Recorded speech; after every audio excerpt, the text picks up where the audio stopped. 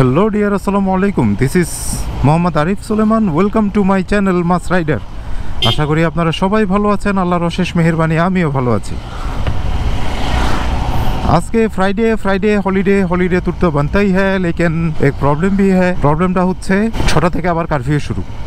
এখন শুক্রবার যেহেতু সকালবেলা তো ঘুম থেকে উঠতেও দেরি হয়েছে, প্লাস টুকটাক কাজও ছিল। নামাজের পরে একটু ফ্রি হয়ে যদিও সময় হাতে বেশি নাই, সেজন্য সময় নষ্ট না করে বের হয়ে গেছি। একটু ঘোরাঘুরি করব আজকে অনেক দিন পরে। মাঝখান থেকে তো দেশের বাইরে ছিলাম গত সপ্তাহে, তো অনেক দিন বাইক নিয়ে ঘোরাঘুরি করা হয়নি। আজকে এই সময় স্বল্পতার ভিতরে বের হয়েছে একটু ঘোরাঘুরি করার জন্য। তো যাই, আজকে তো আর দূরে কোথাও যাওয়ার কোনো ওয়ে নাই, তো শহরেই ঘোরাঘুরি করব। তো বাইজিৎ লিংক রোডের ওদিকেই যাব, ওইদিকে গিয়ে দেখি মেরিন রোডে ওঠা যায় কিনা।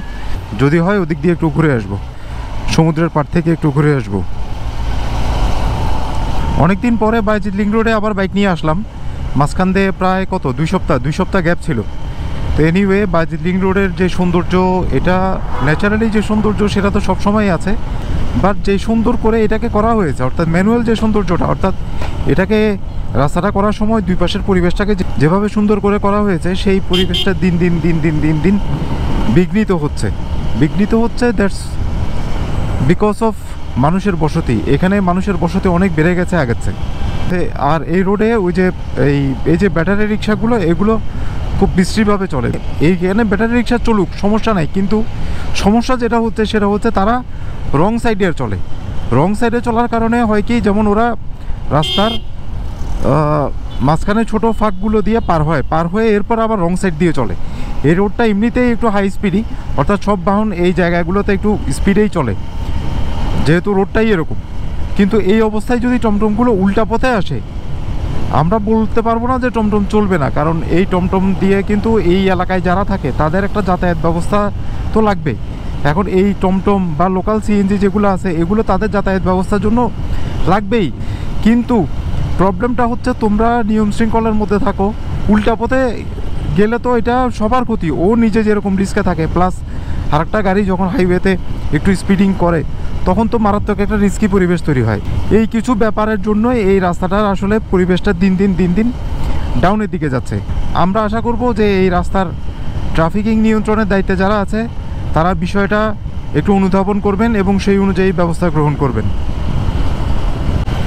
আর এই যে এই ইউটার্ন নেওয়ার জন্য যে ক্রসগুলো, এগুলো দূর থেকে বোঝা যায় না। আবার রাস্তায় কোনো রোড সাইনও নাই, তো দূর থেকে বোঝা না যাওয়ার কারণে যারা ইউটার্ন নিবে তারা হঠাৎ করে খেয়াল করে দ্রুত ব্রেক করে, তখন আবার পিছনের গাড়ির সমস্যা হয়। ওই দিক থেকে আসার পথ প্লাস এদিক থেকে আসার পথ, গ্যাপ কিন্তু খুব সীমিত। এই অবস্থায় ইউটার্ন নেওয়াটাও একটু রিস্ক। রাস্তা যেহেতু পরিধি বড়, এখানে খুব ইজিলি ইউলুপ করা যায়, অর্থাৎ ইউটার্ন যাতে সিকিউরড হয়, একটা আলাদা করে ইউলুপ করা যায়। তো ওই ধরনের ইউলুপ এই ধরনের রাস্তায় ডেফিনেটলি দরকার।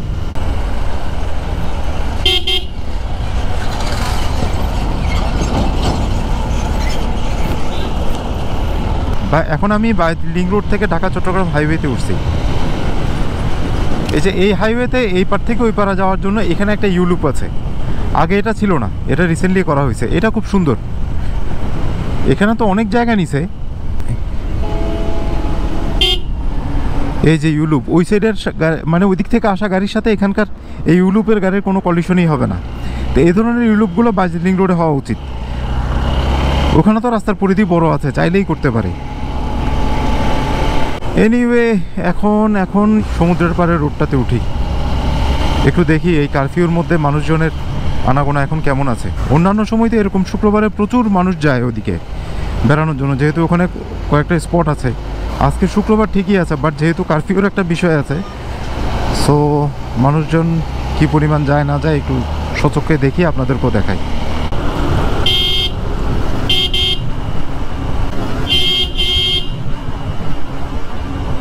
এই লোকটা যে রাস্তাটা পার হইল, উনি একবারও এদিকে তাকায় নেই। যে রোড দিয়ে রাস্তা পার হচ্ছে, ওই রোডে যে দিক থেকে গাড়ি আসে ওই দিকে উনি তাকাচ্ছেই না।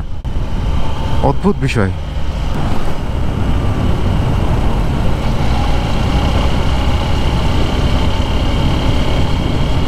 এটা হচ্ছে যে জেলা পরিষদ পার্ক, ডিসি পার্ক যেটা। না, লোকজন তো নাই বলতে গেলে। অন্য সময় এখানে অনেক ভিড় থাকে, এই জায়গাটা পুরো জ্যাম হয়ে যায়। এখন তো দেখি লোকজন নাই। ভিড় নাই বললেই চলে। এই শুক্রবারে জুমার নামাজের পর থেকে এই টাইমে এই রোডে অনেক রাশ থাকে গাড়ির। এখন তো কিছুই নাই বললে চলে। অবশ্যই এটা স্বাভাবিক, কারফিউ যেহেতু দেশে চলছে, বের হবে কেন? কারফিউ মানেই হচ্ছে তো খুব বেশি জরুরি প্রয়োজন ছাড়া বের হওয়া যাবে না, এটাই তো হচ্ছে কারফিউ।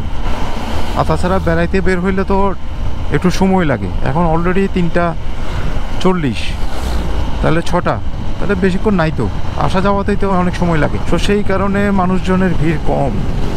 অবশ্য আমিও থাকবো না, আমারও টার্গেট হচ্ছে এনি হাও 6টার মধ্যে বাসায় ঢুকবো। না, বোঝাই যাচ্ছে মানুষজন অনেক কম, সময় স্বল্পতার কারণে মানুষজন আসে নাই। যারা আশেপাশে থাকে তারাই হয়তো আসছে যাতে অন টাইম আবার চলে যেতে পারে, কিন্তু দূর থেকে মানুষজন আসে নাই। এদিকের এই সবুজটা অনেক সুন্দর, একদম মানে নিচ্ছিদ্র সবুজ, পুরা সবুজে ঘেরা। এই পুরা রাস্তাটা টপ টু বটম যদি এরকম হইতো তো দেখার মতো ছিল, দেখার মতো ছিল। এটা অসাধারণ একটা সৌন্দর্য।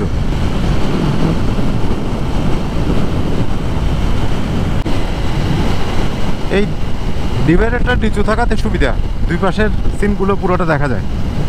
কিন্তু আবার এখানকার ওই যে যারা রাস্তা পারাপার হয় এদের যে অভ্যাস, এটা নিচু থাকলেও রিস্কি, তারা এর চেয়ে উঁচু ডিভাইডারগুলোকেই টপকায় টপকায় পার হয়। আর এটা তো হইলে তো লং জাম্প দিবে, দৌড়ায় এসে হাই জাম্পের মতো জাম্প দিয়ে পার হয়ে যাবে, এমন একটা অবস্থা মানুষজনের। এখন সময় হচ্ছে 4টা, একটু কোন দিকে দাঁড়াবো? এদিকে কি দোকানপাট খোলা আছে? এখানে দাঁড়াই, একটু ঘুরাই নেই, তারপর যাই। ওকে, এদিকের পরিস্থিতি হচ্ছে এখানে মানুষজন খুবই কম, কারফিউর যথেষ্ট এফেক্ট এখানে আছে। আমরা তো সবসময় এই সমুদ্রের পাড়ের এই মেরিন রোডটা দিয়েই আসা যাওয়া করি। এখন যাওয়ার সময় ওই দিক দিয়ে যাব না। এই আউটার রিং রোডটা যখন ছিল না, তখন যেই শহরের ভিতর দিয়ে আমরা আসতাম ওই রোড দিয়ে এখন ব্যাক করব। অনেক দিন ওই রোড দিয়ে আসা যাওয়া হয় না।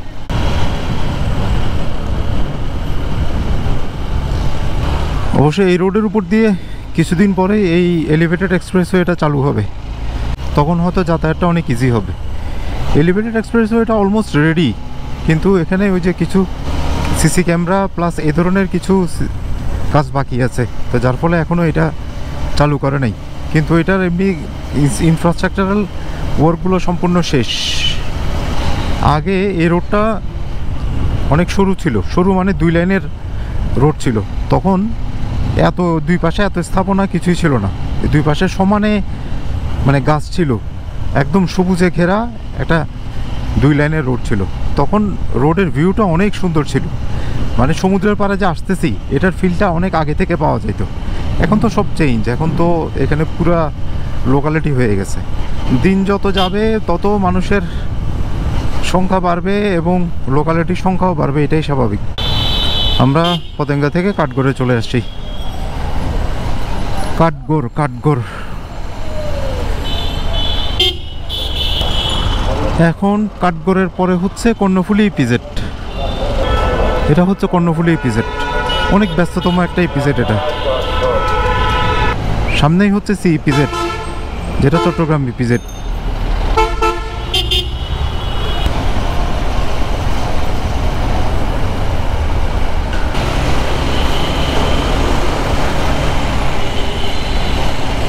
এখন সি ইপিজেড মোড়ে চলে আসছি, চট্টগ্রাম ইপিজেড।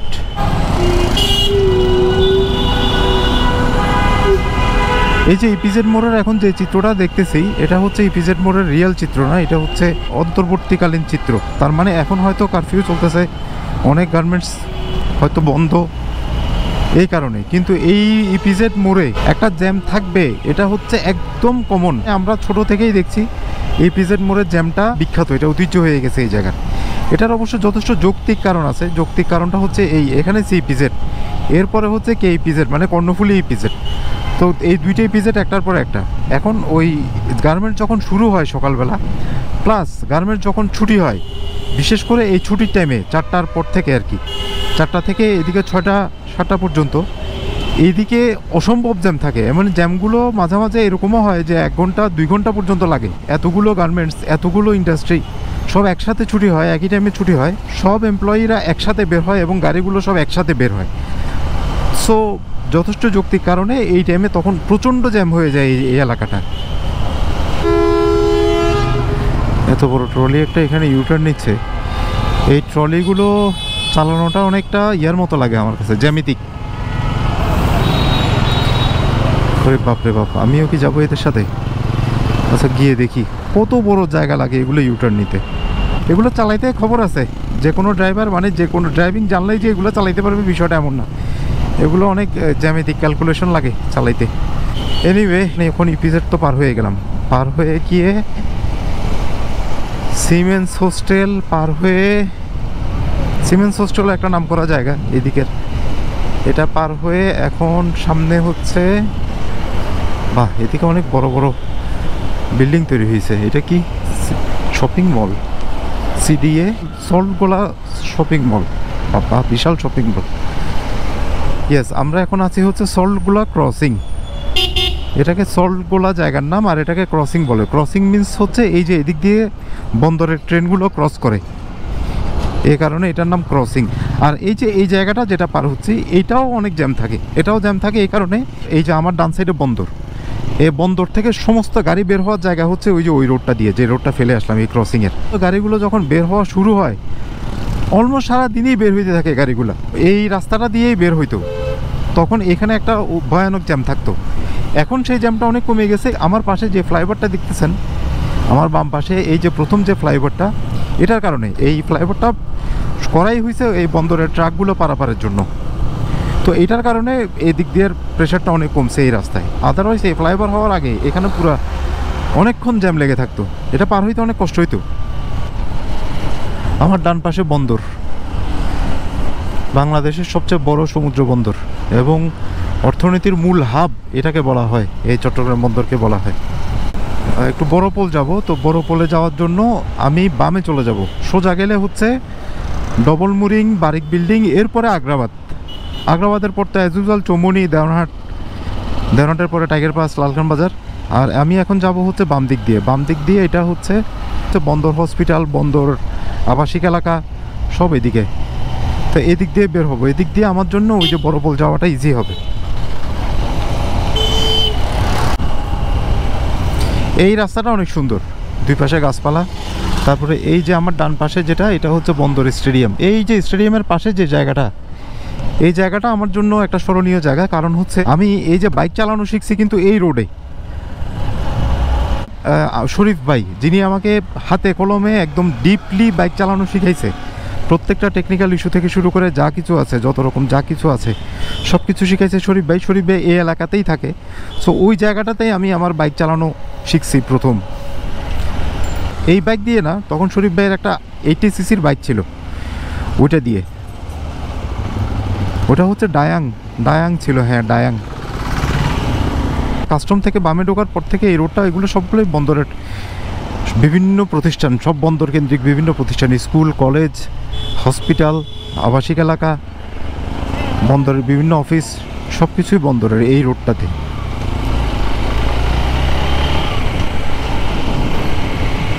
এত সুন্দর হয়েছে বিল্ডিংটা।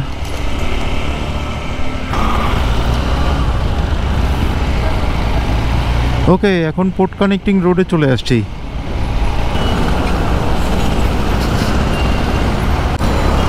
ওকে, এখন আছি হচ্ছে বড়পুল মোড়ে।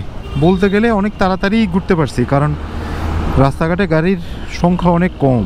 অন্য সময় হইলে আরও অনেক বেশি সময় লাগতো। বাম পাশে হচ্ছে এই পুরোটাই হালি শহরের বিভিন্ন ব্লক, বিভিন্ন আবাসিক এলাকার। ডান পাশেও সেম, এটা বড়পুল মোড়। এখন উঠবো হচ্ছে অ্যাক্সেস রোডে। অ্যাক্সেস রোড দিয়ে সোজা গেলেই, একদম সোজা গেলেই আগ্রাবাদ মোড়।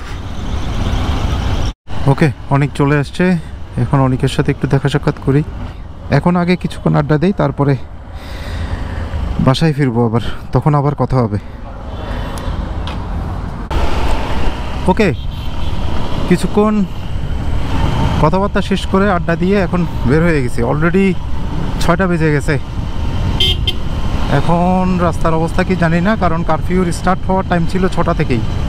যাই আল্লাহ ভরসা, রাস্তায় তো এখনও গাড়ি দেখা যাচ্ছে। অ্যাক্সেস রোডে এই যে এই পুলিশ লাইন, এই পুলিশ লাইনটা অনেক আগের। তো শিশুকাল থেকেই দেখছি এই পুলিশ লাইনটা, একদম অনেক আগে থেকে। এটা জেলা পুলিশ লাইন। এখন তো অনেক ফরওয়ার্ড হয়ে গেছে। আগে এই জায়গাটা, অর্থাৎ আমরা যখন ছোট ছিলাম তখন এই জায়গাটা, এখন যেটা রাস্তা দেখতেছি এটা ছিল পুরাই, এখানে জমিন ছিল, জমিন পুরা বিল, ধানি জমিন এগুলো ছিল। এগুলো আরও পরে এই অ্যাক্সেস রোডটা হয়েছে। এদিক দিয়ে ঢুকে যাই, আগ্রাবাদ মোড় দিয়ে না যাই, এদিক দিয়ে ঢুকে চৌমনি দিয়ে বের হয়ে যাই।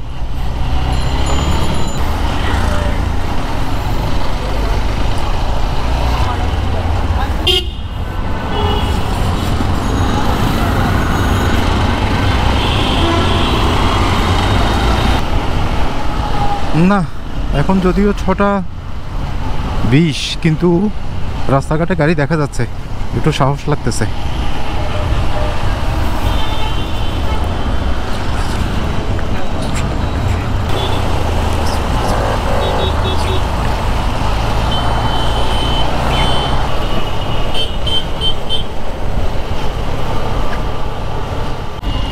ওকে, চলে আসছি। কারফিউ কবলে পড়ি নাই, অর্থাৎ রাস্তাঘাটে কোনো ঝামেলা দেখি নাই, মাশাল্লাহ। গাড়িগুলোও চলতেছে ঠিক মতো, সবাই হয়তো ঘর অভিমুখে, কিন্তু সবার একটু সময় লাগতেছে। এই তা আমিও আল্লাহর রহমতে নিরাপদে আমি এলাকায় ঢুকে গেছি। আজকে এটুকুই ছিল, ছুটির দিনের কারফিউর আগে আগে বের হয়ে কারফিউ শুরুর মুহূর্তে ঘরে ঢোকা। আপনাদেরকেও সিটির অবস্থাটা দেখাইলাম, নিজেও দেখলাম। দেখা হচ্ছে পরবর্তীতে নতুন কোনো ব্লগে, নতুন কোনো বিষয়ে, নতুন কোনো ভিডিওতে দেখা হবে, কথা হবে। ততক্ষণ পর্যন্ত সবাই ভালো থাকবেন, সুস্থ থাকবেন, নিরাপদে থাকবেন এবং অবশ্যই নিরাপদে বাইক রাইড করবেন। আর আমার এই ছোট্ট চ্যানেলটাকে যারা এখনও সাবস্ক্রাইব করেন নাই, প্লিজ প্লিজ প্লিজ সাবস্ক্রাইব করে দিবেন। আর ভিডিও যদি ভালো লাগে ডেফিনেটলি একটা লাইক করবেন। সো আজকে এখানেই বিদায় নিচ্ছি, খোদা হাফেজ।